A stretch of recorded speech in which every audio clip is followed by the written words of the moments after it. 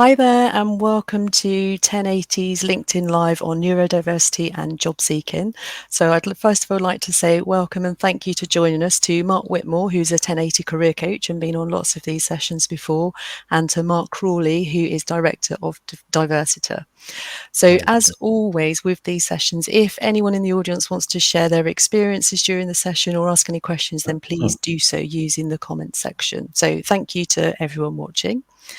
So I'm going to hand over now to Marc C for a quick intro to himself and his organisation. So hi, Marc.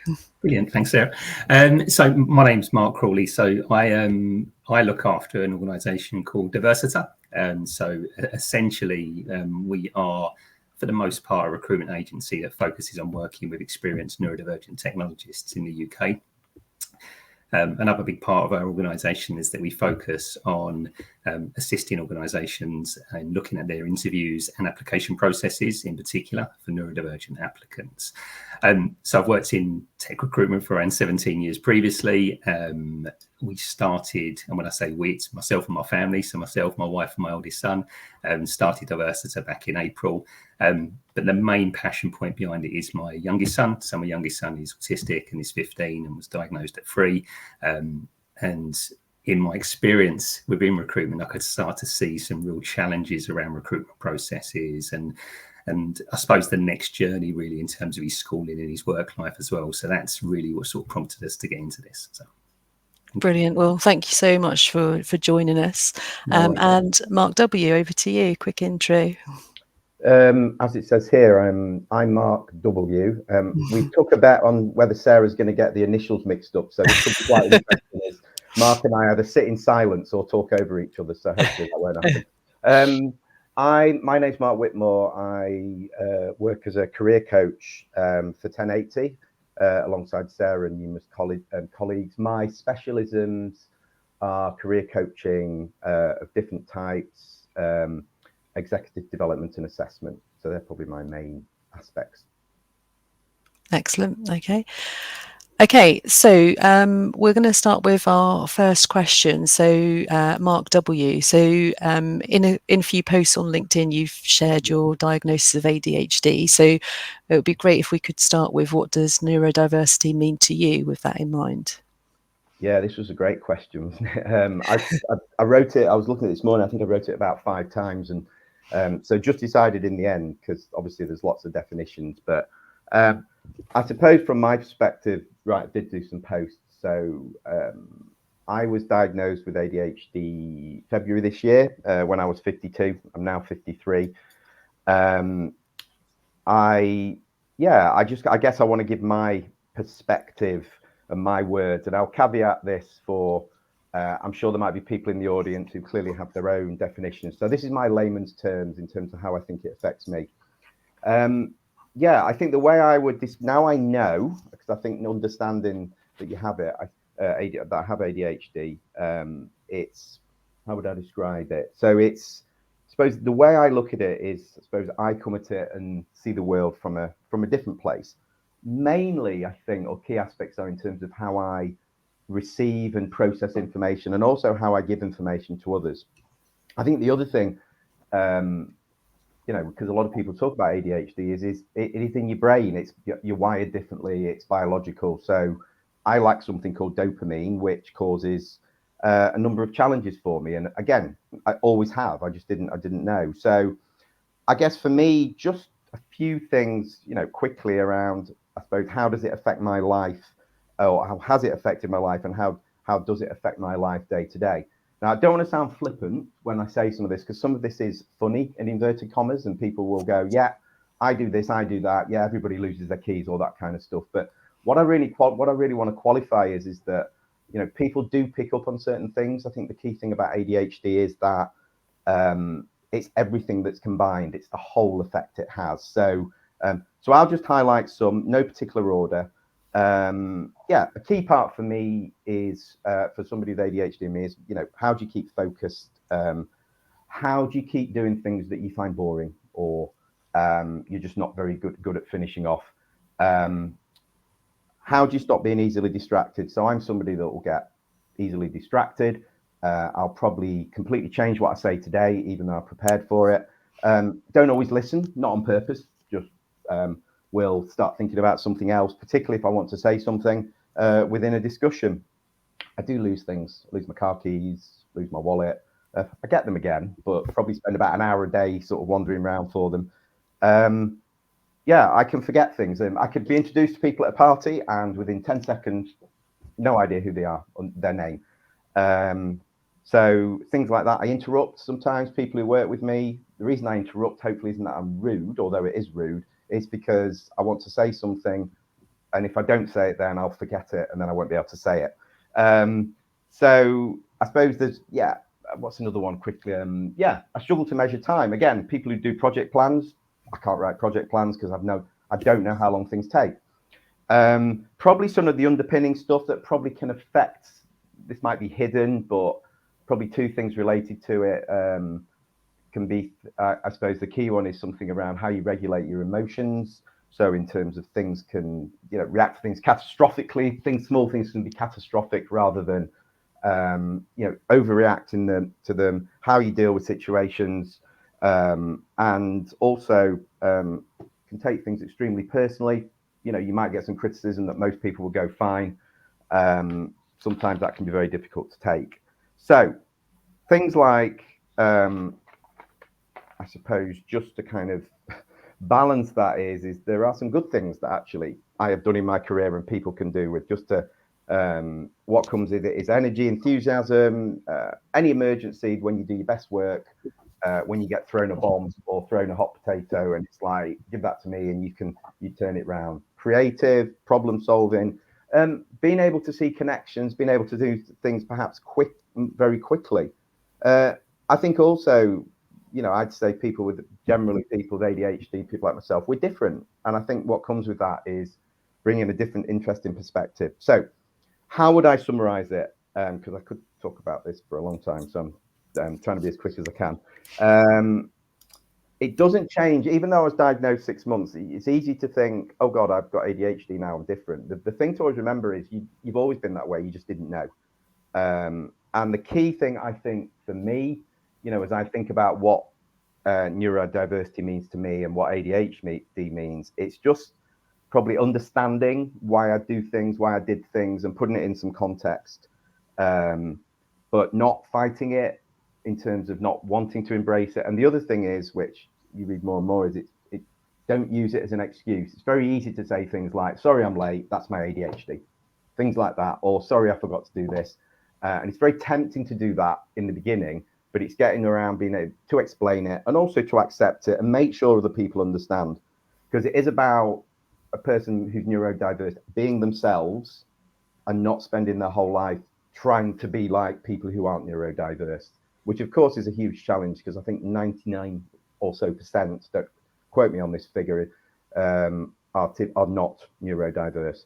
That percentage might be wrong. I think we're going to see something along the bottom there, but that was kind of, so yeah, I think that's how I would summarize it. That's not a dictionary definition, but I guess that's kind of an example of how I would see it. So I'm going to stop now. That's brilliant. Thank you very much, Marc. And I think your point there about being able to react quickly to things, I think, is really good. And I think that's why you've always been such a good guest on here, because you're not thrown at all by the questions that come in out of the blue, whereas some of the other coaches that we've had on much prefer the time to think and prepare. But actually, what's great about you is you just jump in. So I've had a few comments come up, so I'm just going to put those up. So Michael, hello Michael, 2 marks the price of 1.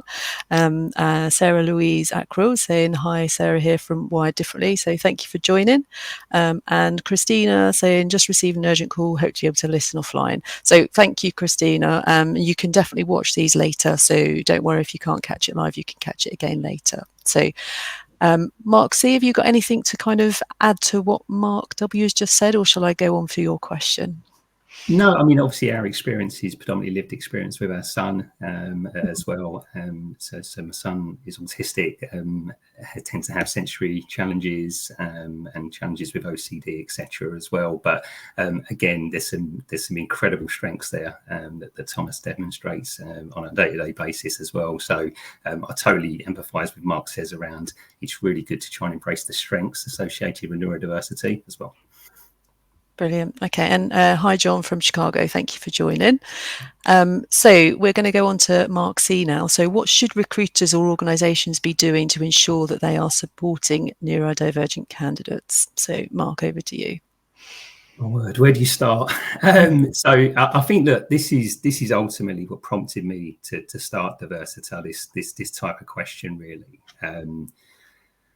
I suppose when I was looking, we did about 6 months of research before we started Diversita, and what I found for the most part with organisations is that they tend to look at neurodiversity from very much a holistic sort of DEI, business leader, strategic level. And what I found a little bit frustrating to see was that there wasn't too much of a consistent focus around recruitment processes themselves. Now, in my opinion, the main obstacle for organisations in terms of embracing neurodiversity, and the main obstacle at the moment, is around the recruitment processes as well.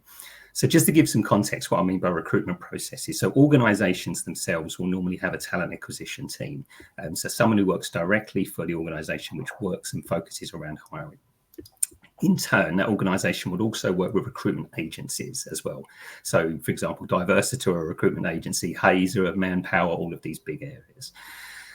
The challenge, I think, at the moment, it tends to fall into 2 areas. It's the talent acquisition functions and the recruitment agencies as well. So it's those areas that need to change quite dramatically in terms of the level of support which is going on. So it'd start with recruitment agencies, for example. So a recruitment agency, recruitment agencies in the UK place over 1 million people every year, right? And so 20% of the candidates they will talk to on a day-to-day basis are neurodiverse as well. Average consultants at recruitment agencies will talk to probably 20 to 30 people a week, right, as well. So it's a really large percentage, and you think about all of the consultants that work at these agencies. So there's no doubt that recruitment agencies themselves, to try and help their clients and to really embrace the challenge around the lack of neurodiversity within organizations, they need themselves to bring all of their consultants and their organizations up to a conversational level around neurodiversity as well. So they really to support the candidates that are coming through, their consultants need to understand neurodiversity and to be able to have those conversations. They also, I believe, need to make sure that they have a focus within their organization around neurodiversity as well. And that's having consultants that specialize in these areas, can talk about reasonable adjustments, can talk about the type of things that candidates would want to talk about as well. They also need to promote the fact that they are neurodiversity friendly as well. I would be incredibly surprised, and we did a poll actually recently, where if a neurodivergent candidate is applying for a role via an agency, I think it was only something like 22% were offered any conversation around reasonable adjustments at all. So recruitment agencies, which is often a gateway to employers or a gateway to organizations, really need to change quite quickly as well. The flip side is organizations also need to do the same as well. So they need to very quickly review their recruitment policies and the way that they take in applications as well. Big organizations will have thousands and thousands of applications. So in my opinion, the best way to support neurodivergent applicants is to create a siloed process where you have candidates that can apply and they're considered, I would say, almost separately from the usual candidate pool at the moment. So you have an understanding around recruitment processes, etc. as well. So I could talk about this all day, right? But ultimately, I think it's the lack of understanding around the subject matter, which is an issue. It really is. And the organizations I talk to, they tend to fall into a few camps at the moment, but most of them is fear about where do they start around this as well. And for me, one of the key starting areas is looking at their hiring process as well. When you take a candidate on, there'll be a sequence of events after that, which means you need to change things internally as well. But it's really important that you get this recruitment process right, first of all. Brilliant, thank you. It's really good. So there's loads of comments that are coming in already. So whilst I'm just looking at those, Mark W, have you got any comments on what Marc C's just said? No, I don't think so. Nothing. I mean, I think the interesting thing for me, the only thing I would add, and maybe we'll come to it. I mean, Marc and I have worked together probably for a few months now, and I really enjoy it. And what Marc's business stands for, and everything he's doing is personally and professionally very important to me. And I think just at the end there, Marc, talked about the fact that what organizations do internally. So, the way I would describe it is, they might get people through the door, they might get their recruitment processes right, but how are they onboarded? How are they supported? Not just through the first 3 months in the role, but ongoing. Because the risk, of course, is they'll have very good supportive recruitment processes, but then it'll all drop off a cliff when they join. So I know one of the things, Marc and I talk about and think about is, well, how do you onboard and coach and support a successful neurodivergent candidate? So what they see on the outside of the organization is mirrored and reflected by what the organization actually offers them. Because if organizations are not doing both, then they're not being authentic, they're being disingenuous potentially, and it will come out, and they'll be losing a really, really good talent pool. So for me, it is that extra bit in terms of putting it together. I know, Marc, you and I have talked about, and I know this is something you're increasingly talking to organizations about as well, as the extra piece, if I could call it that.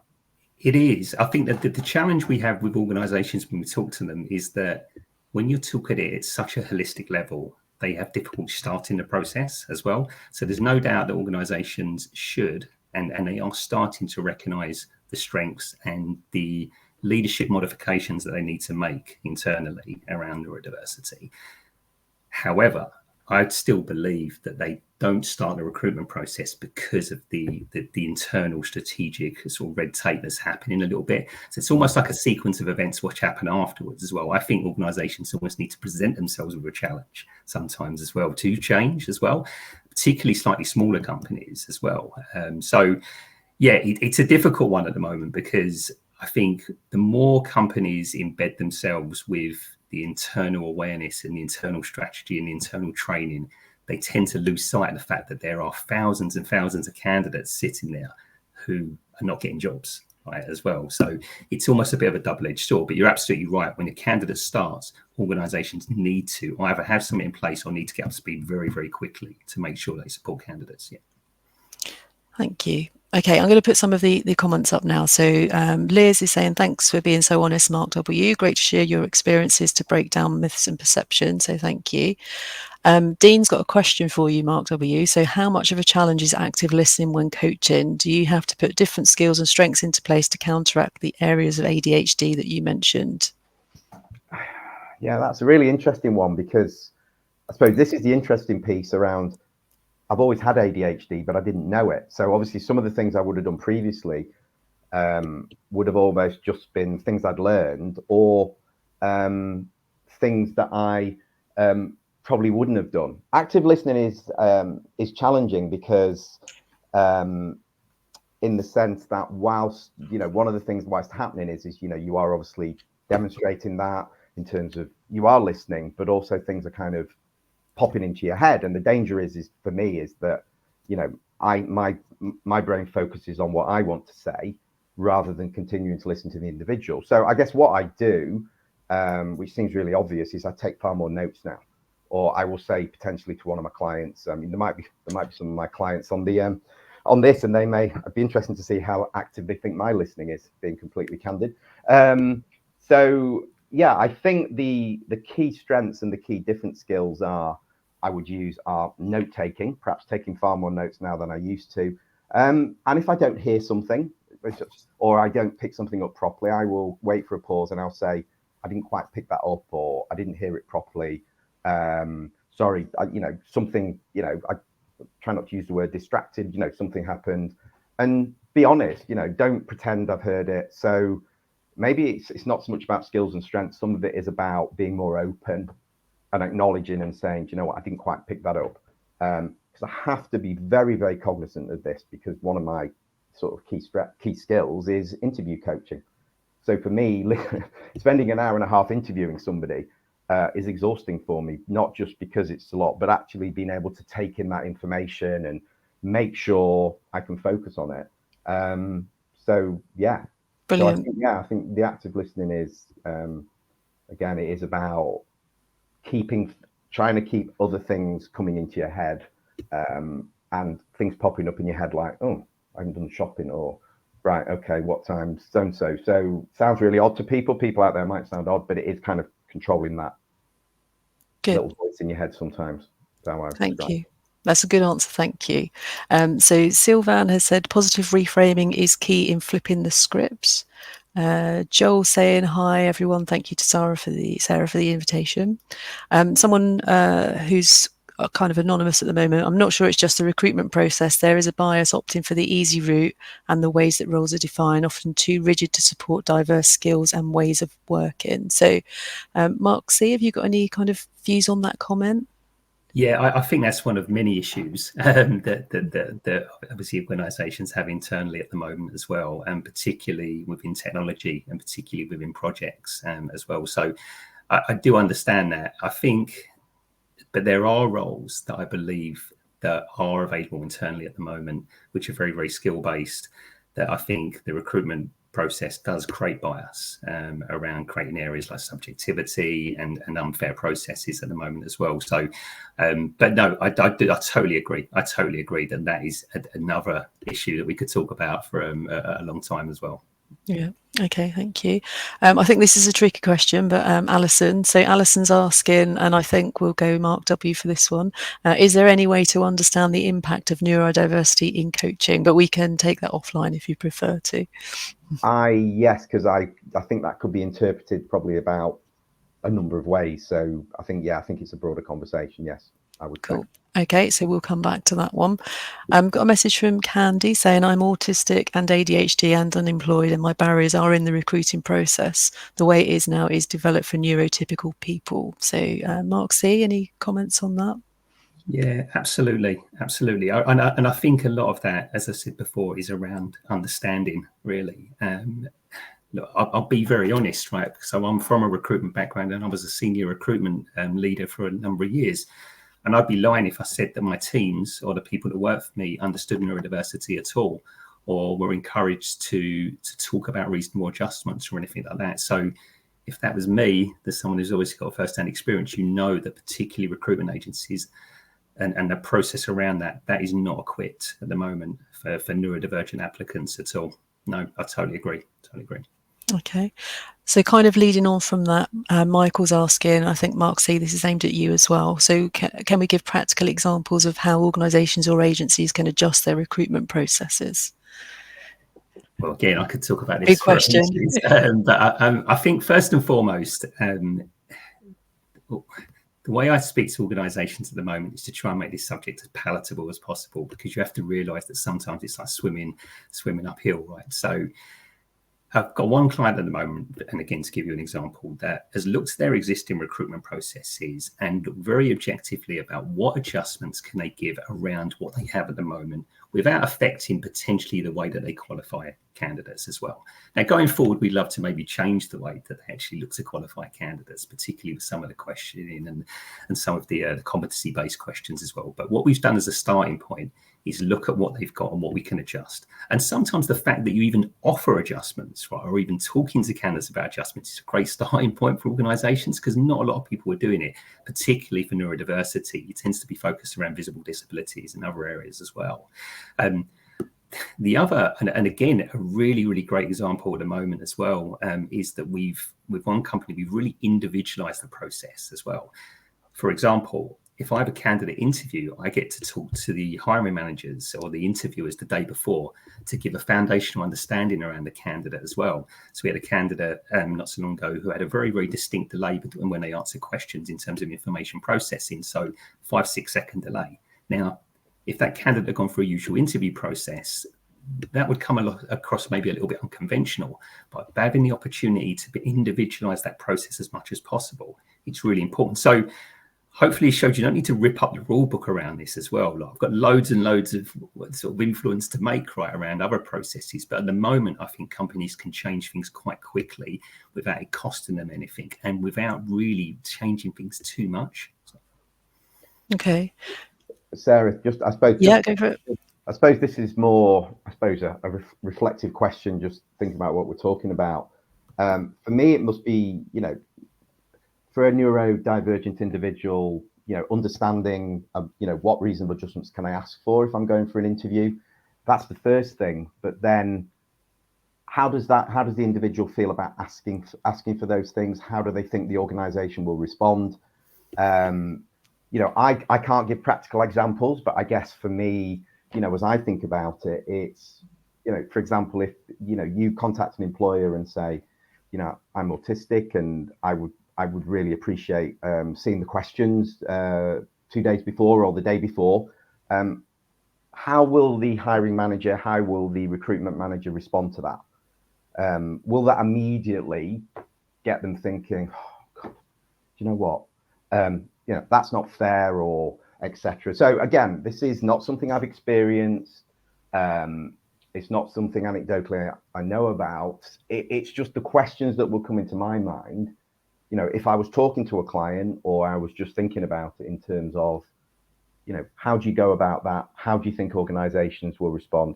As a neurodivergent individual, having the confidence to do that.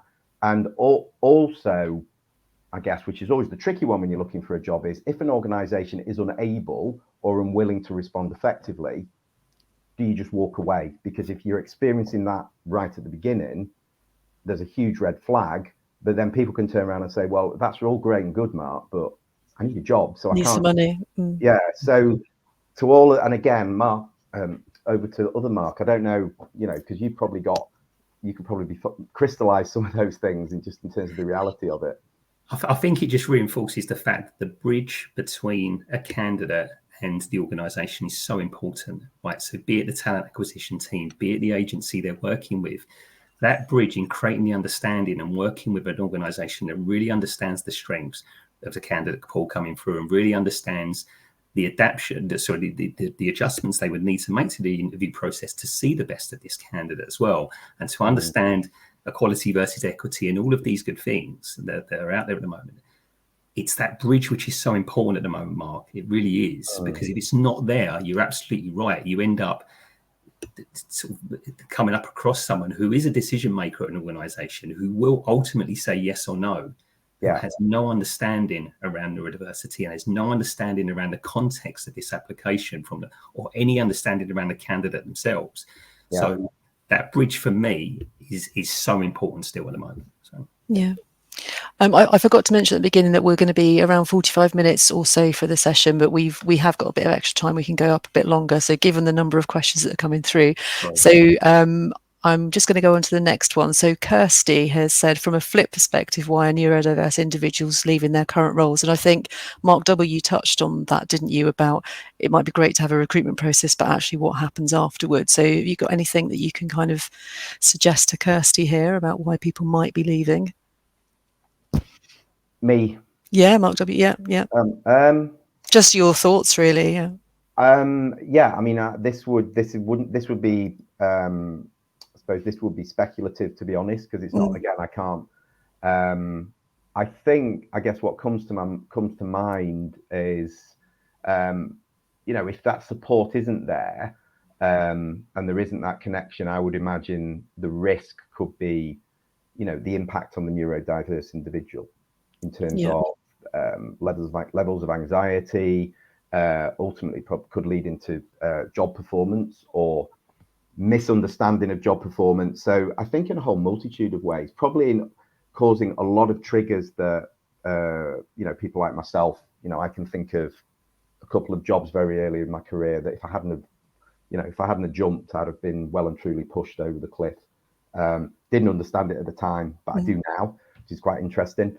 So again, maybe just relating that quickly, I suppose in my case, thinking about it, it was the quality of my decision making. So actually, I shouldn't have taken the job in the first place. So I actually put myself in a situation where I wasn't going to be successful, but I didn't realize it. So that would have been, quality of decision making, lack of self-esteem. I just want a job, impulsive, just, for example, there was a job I took, it came with a car, and they told me in the interview, you're brilliant, you're going to, you'll be a sales director and stuff like that. What an absolute load of nonsense. I probably knew it, but that validation was enough for me. So I think for me, if I look back, it was the upfront bit. I made bad questions and probably driven by a lack of confidence, enjoying the fact that, oh, well, they really want me, they think I'm really good, rather than taking a more dispassionate view. Okay. So yeah, Good. that's all, I guess, my experience from a lifetime ago. That's good. And it's good here. Sylvan has responded to Kirsty there saying about maybe people leaving through internal mobility, lack of awareness, etc. So I think that's a good point. So Dean has said, great response. Thank you. Very insightful. So I think that was to you, Marc W, about the strength skills for active listening. So we have got a question from Martin saying, being dyslexic, I'm finding it hard to work through competency-based style of questions in interviews, e.g. having the immediate answer, demoralising, and feels almost like being back at school. So I think this again leads on to what you were just suggesting, Marc, about asking for questions in advance. So Marc C, do you want to give a view on this? Yeah, again, I think it's I mean, competency-based questioning is a whole other kettle of fish, right? And really whether that should even be part of processes, particularly within the area I work in tech. If it is, then you mentioned, obviously, Martin, there about having an immediate answer. Again, if you can have a sort of an agreed pause between digesting the question and giving the answer, well, you don't feel you're going to be judged for that pause. I genuinely believe that can probably help sometimes as well. But again, it's being comfortable enough to ask for that in the first place and ask for that adjustment for the interview process, and whether that organisation is going to embrace it as well. So again, I think it just goes back to really having a good relationship with the hiring process to try and make sure that you're comfortable asking for that as well. But I totally agree. It's some of the processes at the moment need changing quite quickly. Can I just come in and add something to that? That's really interesting, because I do loads of competency-based interviewing, and what's really interesting for me is I would flip this round and say, just looking at this example, what that says to me is that if, Martin, you're put in that situation, that is somebody who's not very good at interviewing, not very good at interviewing anybody, because even when I interview, finance directors and things like that, I will always say to them at the beginning, this is not to catch you out. This is about getting the best information from you. So if they're struggling, I'll say, take the time you need, and, create that, let them have the silence. I will always go back and say, is there anything you want to add? We've got to the end. Because the mentality of somebody interviewing has to be, who's the best candidate? And I'm not going to let nerves or forgetfulness stop them getting the job. So I think full stop. That's it. So I mean, reading that, Martin, if you've been put in that situation, that's, to me, that's unacceptable for anybody. If you talk about yourself being dyslexic and what the challenges that might bring, yeah, I'm not surprised. But to me, that is bad interview skills, and they're not going to get the best candidates. No, agree. Agree. Cross, actually. Got a bit excited. Yeah. So we've got a bit of feedback for you, Marc W, as you mentioned this just now. So Joe B is saying, having worked for Marc W in a previous life, pre-diagnosis, note-taking was always part of our meetings, and clarification was always sought where perhaps he dropped out of the conversation. Interestingly, being on the receiving end, it did feel like at times he wasn't listening, but always seemed to know. So there you go. That's good feedback. Okay. Thank you, Joe. Okay. Marina is saying it makes a huge difference having the diagnosis. So what do you think, Marc W, to that? Has that made a difference to you? I think it's where you are in your life and where you are in your career. So if I use me as an example, I'm 53 now, and I'm at a point in my career where I work for myself. I have the opportunity to do many different things. I have the opportunity to think through what I want to do. So in some ways, no, if I could, be truthful, because, I can reflect back on my life and think, well, I've had a pretty good career. I've achieved things. There are things that, good things in my personal life and things like that. However, when you do reflect on it, then, and you really think about it, then yes. And I think it's the things that come up that you probably buried, be it personal or professional, that you had no explanation for, and now you do. So the way I described it is high level. Probably over the 9 months now, it's what I'd call almost like little light bulbs going off or little bombs going off, and you sit there and you go, ah. So that's why I do that. So the challenge is, what do you do about it? So yes, it does make a huge difference, Marina, but my question, which I'm getting better at, is, so rather than, oh, that's my ADHD, almost as a, an excuse or whatever, it's, well, okay, what am I going to do about it? Now, that doesn't mean changing, because I don't, if anything, I want to be truer to myself. It means, how do you explain it? How do you accept you for who you are? And how do you make sure you manage it? So manage the challenges, the things I was talking about, but also don't forget the strengths. So everybody's completely different. It's a different point of life. But yeah, it does make a hugely positive, I think, a positive difference. And it's what you do about it, I think, because it did have, when I reflect back, really think about it, yeah, lots of really difficult, negative, kind of debilitating things, through my life, but I'm okay. So that's the thing to remember is, and I got this far, but it's going forward. So yeah. Great, thank you. And Marc, have you got any view from kind of the candidates that you've worked with, if it's kind of made a difference to them having diagnosed, or is it different for different individuals, I guess? It's a really big range in terms of the candidates we speak to. I think it's probably more around how the candidate identifies themselves as opposed to the actual diagnosis, in my experience as well. And also, obviously, because we focus around the application process, it's more around the adjustments that are probably needed and to see the best of that individual as opposed to the specific diagnosis as well. Yeah, okay, good. So Sylvan's answered Michael's question earlier, which was about adjusting how to adjust the recruitment process. So he's saying consult and engage with individual questions, neurodivergent employees already within the company. Sue is saying just making adjustments. It's amazing, stroke sad, that you still have to say that few are doing this even now. Vic is saying this is so helpful, I've postponed lunch to listen. I hope you're not too hungry. Thank you all so much. Need to go. Have we got a bibliography or recommended reading list about recruitment and employment practices, please? Keep up the good work. You are oases in a barren landscape. Don't postpone your lunch. Yeah. don't forget to eat. Great. Okay. Yeah, so we can, if you've got any recommendations, either Marc's, then we can put those in the chat afterwards. So thanks for that. Got some more feedback from Joe. I've not actually read this just yet. Let me just show this. Okay, so recent diagnosis made so much sense. Sorry, Marc W, you've been completely cut off by the comment now, but appearing distracted and the flipping from one conversation to another were quite common, but your note taking and question asking were always a prominent part of the meeting. Regardless of how distracted you appeared, you never missed a trick. Fantastic how you've embraced your ADHD and how you're supporting individuals and businesses embracing and realising the importance. So brilliant. Thank you very much, Joe.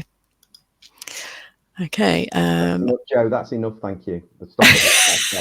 You're getting embarrassed now. Okay, so Maximilian is saying, with automated screening tools that might actually be screening out neurodivergent candidates due to configuration challenges and having inexperienced people who are in charge of the screening candidate, have you come across these kind of situations with companies you're working with, and how do you address that? So Marc C, I think that's probably over to you. So to answer your question, yeah, massively. That's one of the key obstacles at the moment, what we call ATSs, or applicant tracking systems, where it's a very automated process around keyword searching, etc. as well. What we've done with a few organisations, and this is, I think, a good step, is where we understand, for example, what a client is looking for on an ongoing basis, and we have almost a separate application process where we can submit candidates to as and when they become available. So what that creates, first of all, is something outside of the usual recruitment process. It takes away the automation around it, and it gets us to have an individual conversation around the candidate. Now, is that scalable? Who knows, right? Going forward as well. But again, it's one of these good steps in the right direction that organisations are starting to look at this to make sure that they're providing equity to the recruitment process as well. So, but you're absolutely right, that is a massive issue at the moment. Anything relating to automation is really, really challenging to navigate at the moment. Yeah. Okay, thank you. So Martin's saying thank you to both Marcs, and Marina is saying thank you to Michael and Dahl. And then Matt has just said, following on from Mark W's comments, I think there are a lot of people out there, perhaps some listening today, who think differently or outside the norm. It feels like greater awareness would be a byproduct of more people being diagnosed. What advice can you give to anyone who thinks they have some form of undiagnosed neurodivergent? So Mark W, yeah, have you got a view on that? Yeah, I mean, for me, and again, you know, there are differing views on this, is, yeah, I would get a diagnosis. Now, the challenge with that is, and that can be a financial decision, not just a I want decision, because certainly, for example, with ADHD, I think there's varying waiting lists on the NHS, 7, 9, just, you know, ridiculous long times. So again, I would say yes, people should, you know, if they believe they believe they you know, they have an undiagnosed like ADHD or being autistic, for example, is, yeah, I would seek that. From my own experience, you know, I would seek it. Some people are uncomfortable. They might say, well, I don't want to disclose it or whatever, but you don't have to. I think with the diagnosis, I think that just gives you options and in your life and career, but also it will give clarity. Again, the thing I read about a lot and hear about a lot is for a number of us where you just can't quite put a finger on, there's something different about you, or there's something wrong, I hate using that word, or but you don't know what. So I think if you get some clarity around that, you know, I know when I sort of thought, you know, through, you know, my circumstances were through talking to my daughter, and we were talking about the different traits, and about halfway through it was like, that sounds like me. I investigated it, I did the assessments, I read about it, online assessments, and I thought, yeah, it's true. So, you know, I think a big thing for everybody is as well, is if people go take the time, they do the research, maybe they do some questionnaires, and they get to, yeah, I think I'm X or Y, you probably are. That's the other thing. You know, there's a growing thing that says, actually, you don't actually need a formal diagnosis. If you, you know, if you believe you're autistic, if you believe you have ADHD, I would also say I'd be amazed if any individual would go through this process and then to want to be it. So, you know, I think if people go through it, sorry, that's not, I guess what I'm saying is if people are not, that came out wrong, people are not going to look, you know, you just wouldn't spend the energy and the time. So yeah, I think unfortunately, I think I diverged a bit there. I think coming back to it, it could be a financial decision for people. Yeah. So that and that is a topic in itself, and that is going to be hugely challenging for people, particularly, you know, if they have mental health related issues because of being undiagnosed with a neurodiverse condition. I think that's a real problem generally. Yeah, agree. Marc, have you got anything to add on the? No, I think Marc's covered that well. Thank you. Yeah. Okay, great. Okay, so Sybil has said, thank you, a really interesting topic and much to ponder on. Next comment, I think, is quite a big comment, so I think I'm going to put it up, but I think we'll probably have to just skip to a last question that we were going to talk about. So I'm not sure who it is at the moment, but excellent session. Thank you both Marc, Sarah and 1080 for making it happen. We seem to be quite an enlightened bunch. What can we all try to do to try to raise awareness and get organisations to change their recruitment processes? Automation in particular will be hard to change. Is there a way of using crowd influence to lobby for change? So Marc C, have you got any kind of quick answers for that, or something we can think about? So I'm just reading this here, that part where you say we're trying to raise awareness and get organisations to change their recruitment processes. That's what I probably spend 80% of my day doing at the moment as well. Yeah. So yes, I mean, and I'm obviously happy to talk to anyone after the call about that subject as well, because it's the personal passion point of mine, because I still think it's the biggest obstacle as well. So yeah, I think anything that gets momentum around this as well, because I still think it's something that gets lost as well. Even if you like me, right? You look on LinkedIn, right, and you're in a bubble with neurodiversity. There's very little spoken around this. I believe still, it's still very conceptual, it's still very strategic, still very high level as well. When these actual incremental day-to-day changes, I think, are a real change that will influence things going forward as well. So yeah. I totally agree. Okay, I'm just going to quickly go on to a couple of our last questions. I think we have touched on quite a lot of these anyway now. So what kind of things can neurodivergent individuals ask for during the recruitment process and thereafter? So we talked about maybe asking for questions in advance, if that's possible. Is there anything else that you can suggest, Marc C? I mean, I think that they tend to fall into a variety of camps, and I think this is where the individualization of the process really helps, because, I mean, certainly questions in advance is something where organisations do sometimes balk on this because they don't think it promotes equality, when in fact they should be promoting equity, right, to make sure that people do get these, and it takes away anxiety levels and lets people prepare the right way so organisations can see the best in a candidate as well. Extra time is, of course, one, but my key one really is a foundational understanding around neurodiversity. I really think that will help during these interviews. So if you have an autistic candidate coming through, having an understanding around what is autism and that individual themselves, that can help during that process as well, where reasonable adjustments then almost become part of a natural part of that process as well. But of course, I mean, look, again, I could talk about reasonable adjustments all day as well, but I think anyone who'd like to have a chat with me afterwards, I'm happy to talk to candidates about what adjustments they believe will help them during an interview process, because I think sometimes candidates aren't really aware of what would help as well. Equally so, organisations aren't really aware what they can offer as well. So it sometimes becomes a bit of a sort of an uncomfortable impasse as well. So yeah, look, I think it's one of my tips later on is really about understanding what adjustments would really work for you as a candidate as well. So. Okay, brilliant. Thank you, Marc.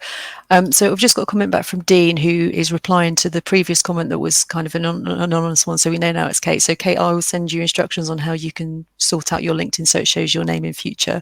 But he's saying that sounds like a great subject for another LinkedIn live event. So thank you for that.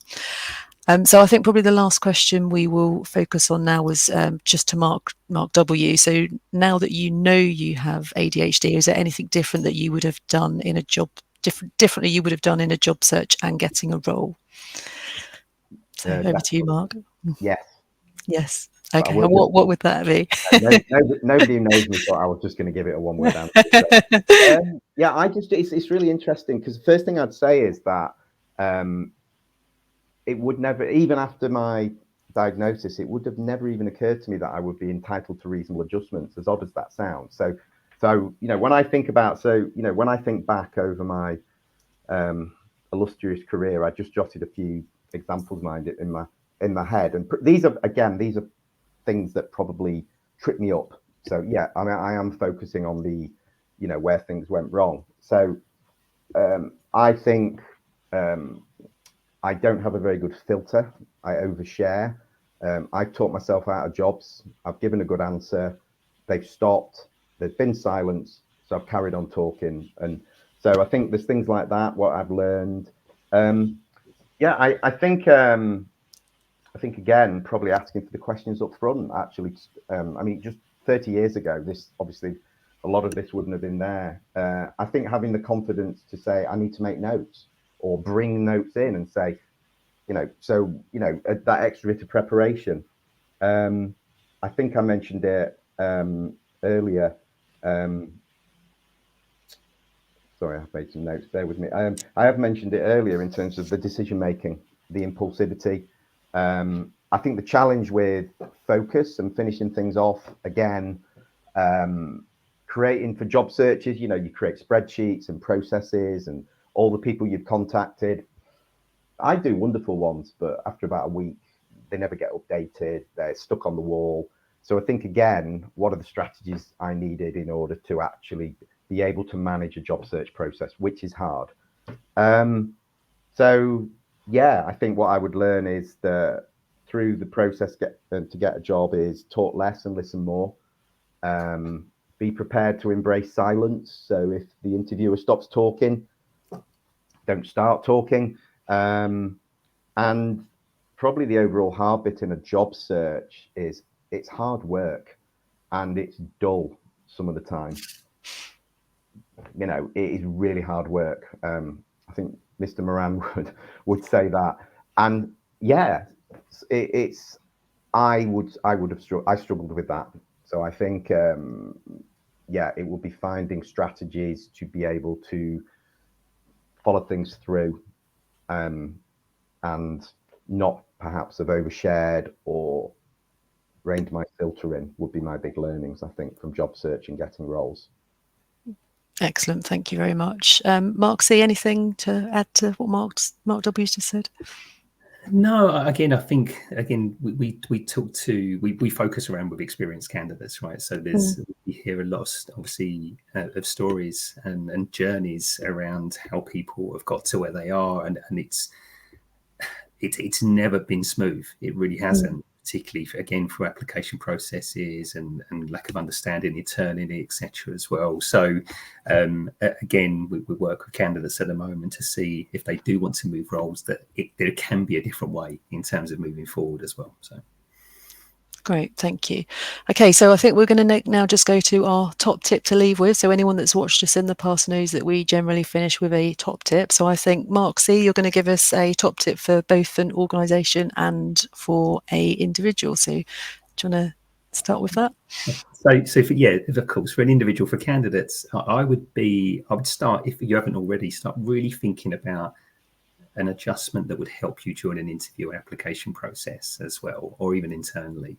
I think just trying to have that sort of awareness about something that will let an organisation see the best of you is really, really important. It really is. And of course, look, if you want to reach out to me, I'm happy to talk that through and sort of brainstorm that a little bit as well, because I think that's really, really important, because the reality is that organisations may not know what to offer, so you may need to ask at this point as well. So for organisations, it's going back to my original point around starting as well, just starting this process, right? If you're not focused around neurodiversity in a practical level yet as well, for me, hiring is still one of the best key areas to start. It really is, because like I said already, when you hire someone, it creates a sequence of events after that where suddenly you realise that your learning and development isn't up to scratch. The people leaders need more training.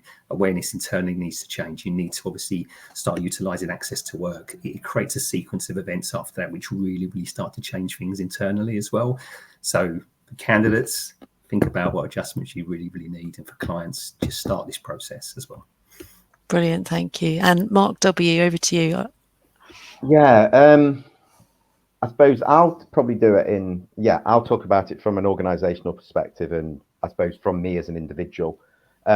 When we were talking, and particularly when we were talking about competency-based interviewing questions and everything was wrong with that, I kind of scribbled down, put it in capital letters. For me, it's almost asking an organisation, do they want the best candidate? So for me, through all of this, if we just strip everything back, absolutely everything back, isn't the objective of an organisation when they go through the cost and the time of the hiring process to get the best candidate? Yeah. So I suppose my challenge would be, there's a strong likelihood, Marc, that there are many, many neurodiverse candidates who will have been the best candidate for the roles many times and just not been able to navigate their way through it. Probably for a significant amount of it being the organisation. So yeah, that's almost me sort of, I suppose, saying out loud to an organisation. Of course, they want the best candidate, but they have to think it broader than the best neurotypical candidate. From my perspective, what I've learned, I think what I would always say now, particularly being neurodivergent, is be very clear on what I need, what help I need, and how I go about getting that. And yes, in an ideal world, organizations are asking that and they know it. But again, it's that thing about, having the confidence to ask for it and know about it. Again, preparation. But I guess for somebody like me, my preparation probably needs to be more significant and different to somebody who's not ADHD. And be authentic as best as I think what I try and be, because I think if you start compromising and you start masking and you start accommodating to try and, you know, think, well, I'll work out what the organization needs, then at the end of that, if you get the role, it's not sustainable. So authenticity to me is that, would be the kind of those three, I suppose, the three main things. Brilliant, thank you. That's really good. And you've touched there on some of the things that we were going to talk about if we ran out of things to talk about, which clearly that was not going to happen. So I think there's plenty for a future session. So Dean saying great session, thank you. Sandy saying thank you, really interesting session, learned masses, that's great. And Alison saying thanks guys, great session with high levels of openness and honesty. And I would definitely echo that. And I think everyone that's been watching and interacting, thank you so much for all of your comments and your honesty. And you know, it's been a great session. I think this is definitely the most interactive session that we have ever done to kind of get through that number of questions. So thank you again to Marc and Marc. Can I say one last thing? Just a quick. All I would say is I've talked to a number of people. Obviously, I do post on LinkedIn, and I'm quite open. So if there anybody is listening, or they know of anybody, and either they've just been diagnosed, or they want to go through the assessment process, but they're not necessarily comfortable talking, if they don't feel there's somebody they can speak to, just direct message me. I do talk to some people about it, even if it's just sharing, you know, what the assessment process is like. But so I guess people who are listening in, so anytime, open invitation. If they just want to chat, Zoom or anything. Brilliant. Thank you very much. So we are going to be doing lives once a month or so. We've got some sessions coming up. So there's one early October about menopause, and we've got one coming up about imposter syndrome. I'm suspecting that we may well have another session focused on neurodiversity, given how popular this has been and how much we haven't talked about that we plan to. So again to say thank you very much, and thanks for watching. If you've got any other questions, please do feel free to add them on, and I will go on and answer them or direct them to Marc C or Marc W afterwards. So thanks again and goodbye. Thank you. Thanks very much. Thank you. Cheers, Sarah. Thanks.